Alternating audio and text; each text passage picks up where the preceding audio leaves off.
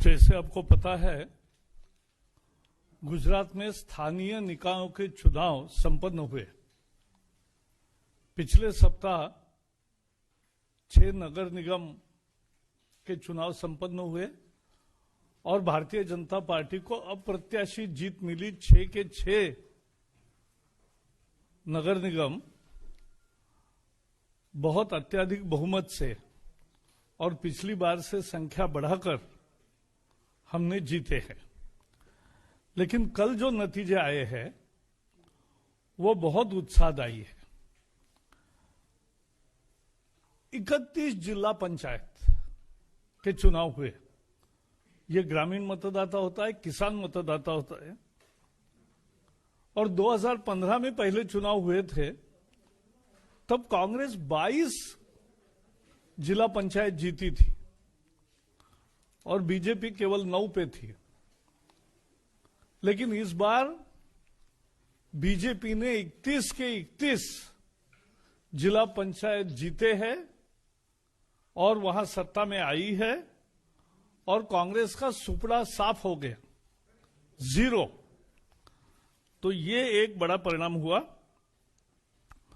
उसमें सीट की संख्या, पहले बीजेपी के वहां यानी टोटल सीट्स है 976, तो बीजेपी के 2015 में सीट थे 368। अब बीजेपी के हो गए 800, डबल से भी ज्यादा बढ़े। 80% सीटें जीती है आउट ऑफ 979।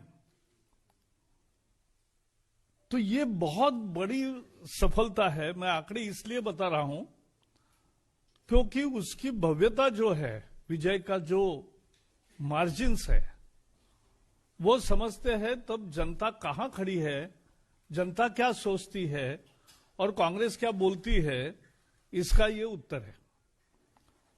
कांग्रेस को लगभग 1000 सीटों में केवल 169 सीटें मिली, कुछ नहीं मिली जिला पंचायत की।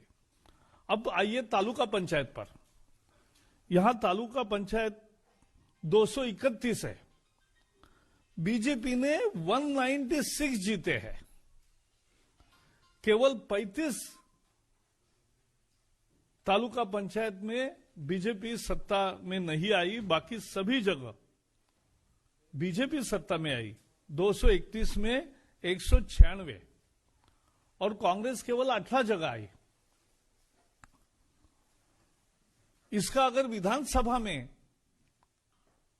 परिवर्तित करते हैं कि कल के रिजल्ट, क्योंकि सभी जिलों में हुए, तो गुजरात में आपको मालूम है विधानसभा के 182 सीट है, ये 155 सीटों में लीड है।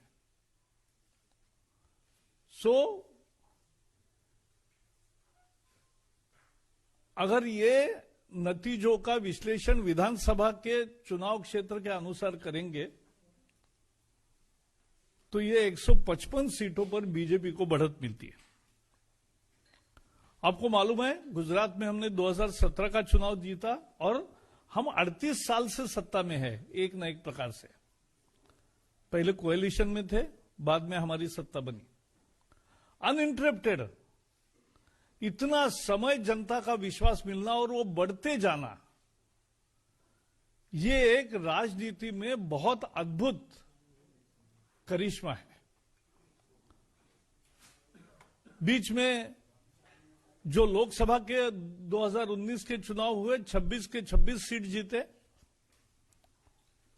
8 उपचुनाव हुए विधानसभा के, उसमें भी, और वो कांग्रेस के थे सीट्स, जहां बीजेपी नहीं जीतती थी, और वो 8 के 8 सीटों बीजेपी ने जीत ली।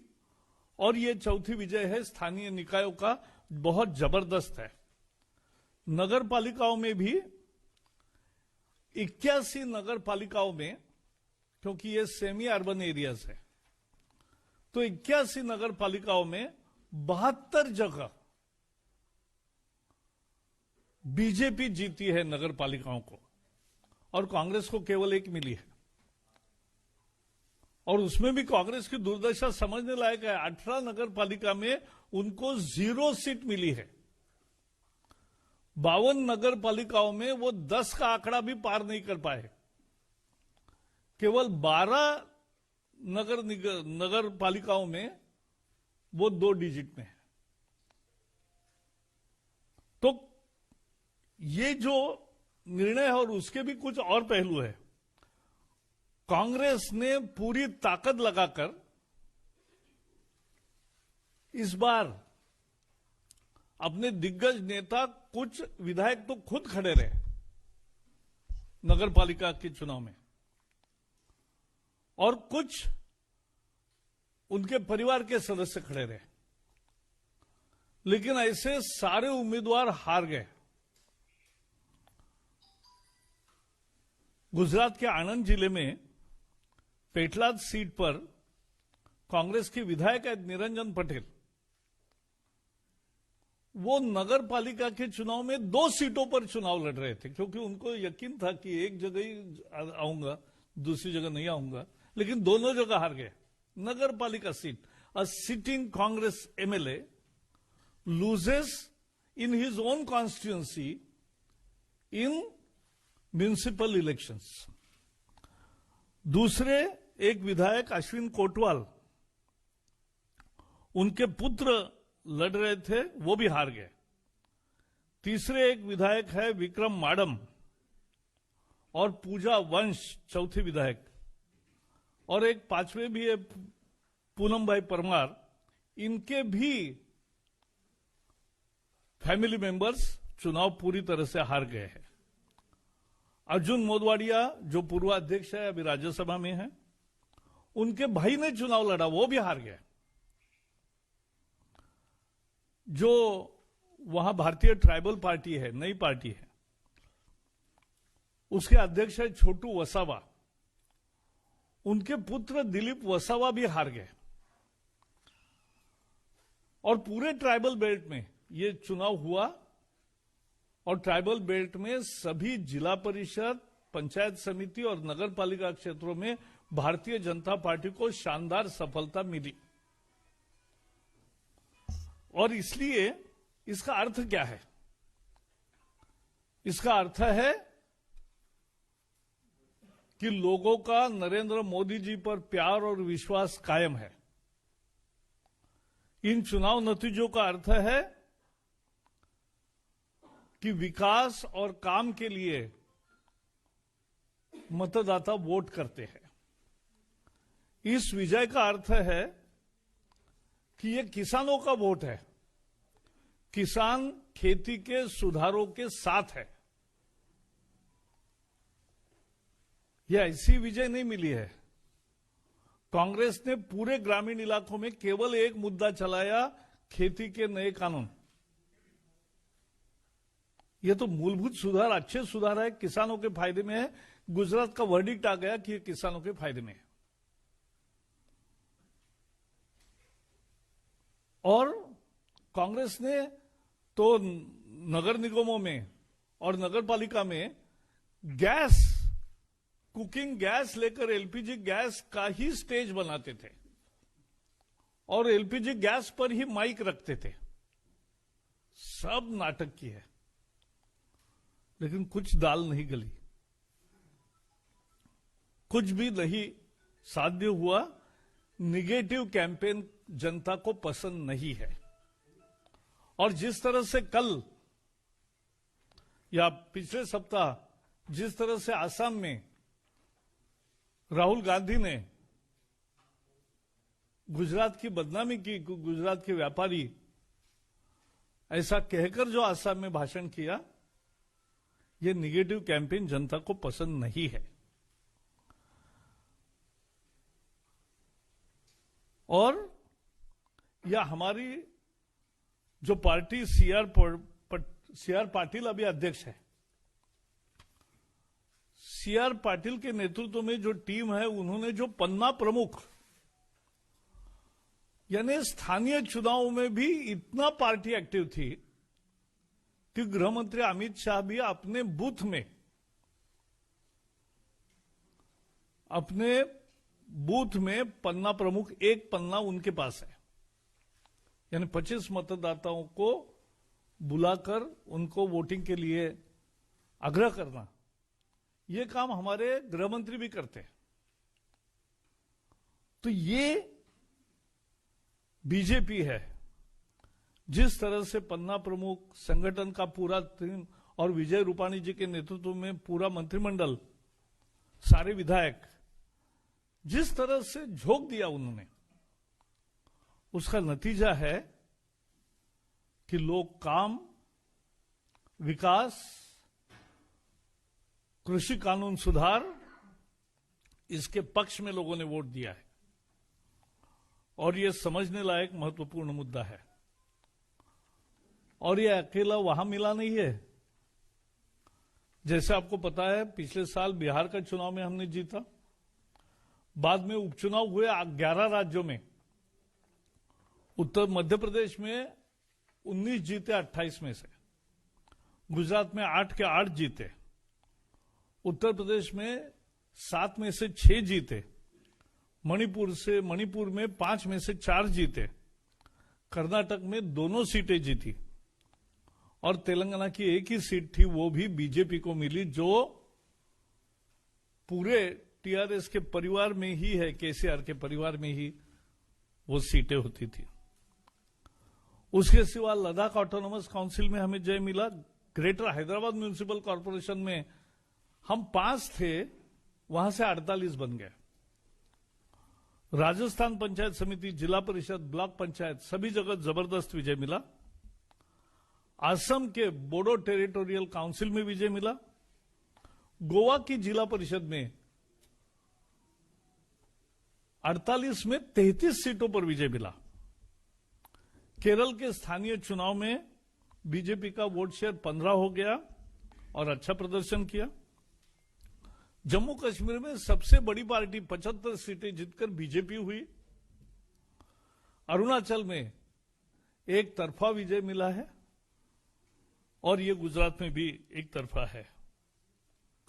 लोग देश की भलाई चाहते और लोग मोदी जी का विकास का मॉडल और खासकर दूसरे कार्यकाल में जिस तरह से वो समाज में सुधार, देश के कानून व्यवस्था में और बाकी में प्रमुख सुधार ला रहे हैं अर्थव्यवस्था में, इसका परिणाम देश के लिए अच्छा होगा, ये जनता को विश्वास है।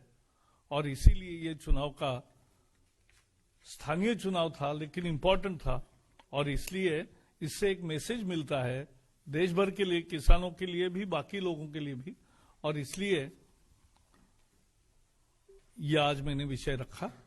इतना ही मुझे कहना है। इस चुनाव के संबंध में कुछ है तो पहले सवाल पूछो, बाकी सवाल आपके मन में होंगे वो बाद में। नहीं, वो इस चुनाव के संबंध में बात है। नहीं, वो दूसरा चुनाव है ना। पहले गुजरात का कुछ है सवाल तो पूछे। मैं बता रहा हूं। हाँ, नहीं, वो तो ऐसा है, दिल्ली के बारे में एक ही कहूंगा, जिसके सीट जिसको थे वो गए, उसमें क्या हुआ है? नहीं, वो ठीक है। हाँ,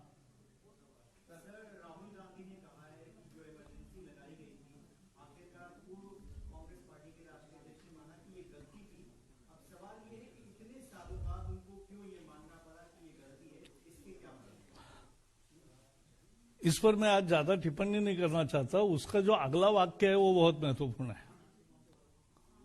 वो है कि उसमें हमने इंस्टीट्यूशन को कोई तकलीफ नहीं दी, सारे इंस्टीट्यूशंस बंद किए, सारा संगठन की आजादी खत्म की, सारे पार्टियों पर एक तरह से बैन आ गया, सारे एमपीज और एमएलएज को भी गिरफ्तार किया, लाखों लोगों को बंदी में डाला और उसके साथ साथ न्यूज़पेपर की आजादी खत्म की।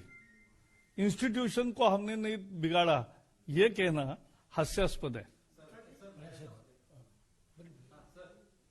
राहुल गांधी पर ये सर, राहुल गांधी ने आरएसएस की तुलना पाकिस्तान में जो कट्टरपंथी मदरसे हैं जो जिहाद सिखाते उनसे की है और कहा है आरएसएस एक खास तरह की विचारधारा। राहुल गांधी को आरएसएस समझने में बहुत समय लगेगा। तराशर जी आप कुछ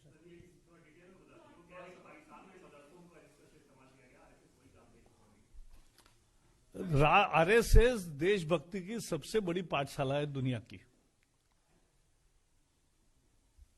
और इसलिए दुनिया में उसका आदर है और भारत में इसकी भूमिका है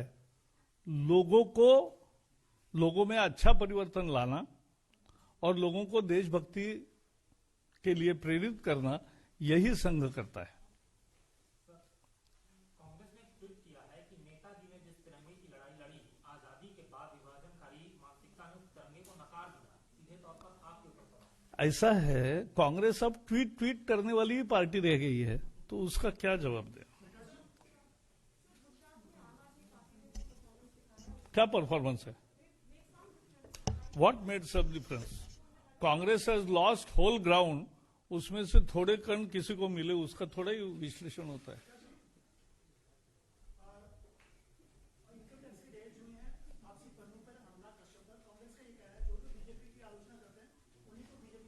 ये तो हद हो गई। जिसका भी बारे में इनकम टैक्स या जांच एजेंसियां को जानकारी मिलती है क्रेडिबल, उसी का जांच एजेंसी जांच करती है और बाद में कोर्ट में ही मसला जाता है। ऐसा थोड़ा ही है। तो बहुत बहुत धन्यवाद मित्रों। अभी हो गया ना? आपका सवाल दूसरे ने पूछा।